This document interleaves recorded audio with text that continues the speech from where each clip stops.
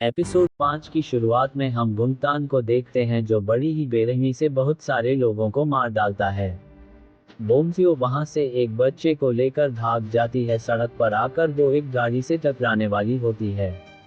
तभी गाड़ी ब्रेक लगाती है और वह बच्चे को वहां छोड़कर भाग जाती है।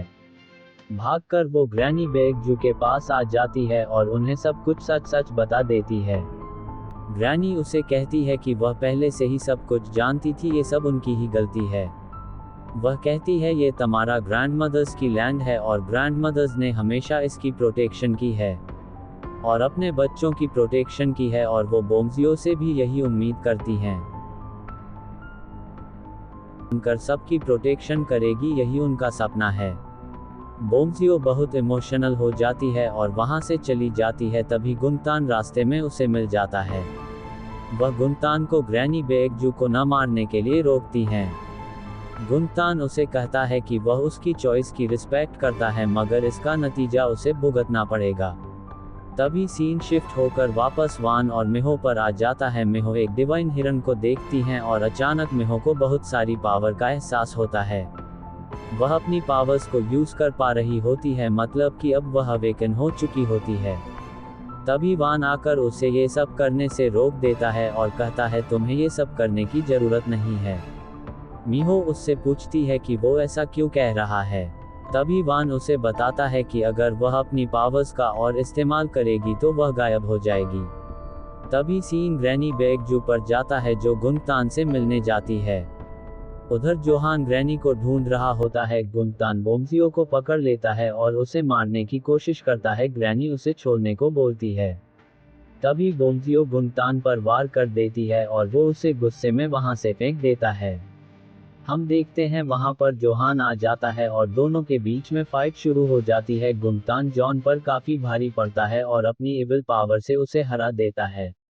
वो फिर से बोमसियो को पकड़ लेता है। ग्रैनी उसे छोड़ने के रिक्वेस्ट करती है। गुंगतान कहता है कि वह गॉड के बाकी बचे बच्चों के बारे में जानना चाहता है। ग्रैनी बोमसियो को बचाने के लिए उसे अपने बाकी बचे बच्चों के बारे में बता देती है। वह एक एक करके सारे डॉल्स को अपने खून से तोड़ने लग जाता है और एविल पावर्स को आज़ाद कर देता है। तभी हम देख पाते हैं कि हमें उन डॉल्स की स्पिरिट्स दिखाई देती हैं जो ग्रैनी बेगजू को दुखी देखकर बहुत दुखी होती हैं। तभी गुंगतान अपना काम करके वापस आ जाता है और ग्रैनी को खंजर मार देता है। दूसरी तरफ हम वान और मिहो को देख पाते हैं जहां वान मिहो को केव के अंदर बंद कर देता है और उसके आगे एक शील्ड बना देता है। वान वहां जाकर देखा है कि जोहान बहुत ज्यादा जख्मी हालत में होता है। आगे वह देखता है कि ग्रैनी बेगजू भी घायल हालत में पड़ी होती है और बोमसियो उसके पास होती है।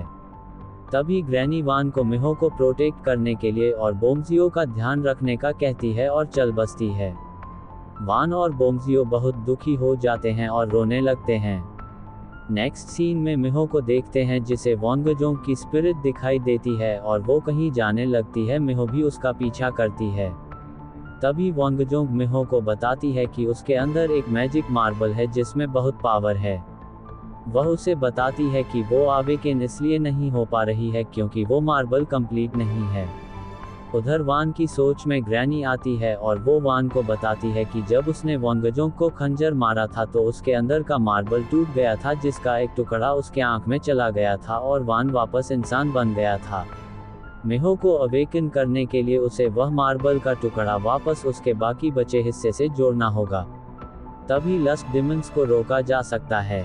मिहो वोंगजोंग से पूछती है कि अगर उसने मार्बल को पूरा किए बिना ही बैरियर बना सकती है। वोंगजोंग उसे बताती है कि ऐसा करने से वह गायब हो सकती है। मिहो कहती है कि अगर ऐसा करके वह वान को इंसान बन सकती है तो उसे बहुत खुशी होगी। ग्रैनी बेगजू वान को उसका साथ देने के लिए शुक्रिया बोलती हैं और उसकी आत्मा हवा में गायब हो जाती है। उधर वोंगजोंग को भी पता चल जाता है कि ग्रैनी इस दुनिया से चली गई है तो वो भी वहां से चली जाती है। वही एक जोर का धमाका होता है जिससे गुंगतान भी काफी घबरा जाता है। आगे हम देखते हैं कि वान बोमसियो को उसका ख्याल रखने के लिए बोलता है और वहां से जाने लगता है और यही हमारा 5वां एपिसोड भी खत्म हो जाता है। कहानी में आगे क्या होगा जानने के लिए देखिए नेक्स्ट एपिसोड। और अगर आपको कहानी अच्छी लग रही है तो चैनल को सब्सक्राइब कीजिए और अपना फेवरेट पार्ट कमेंट कीजिए।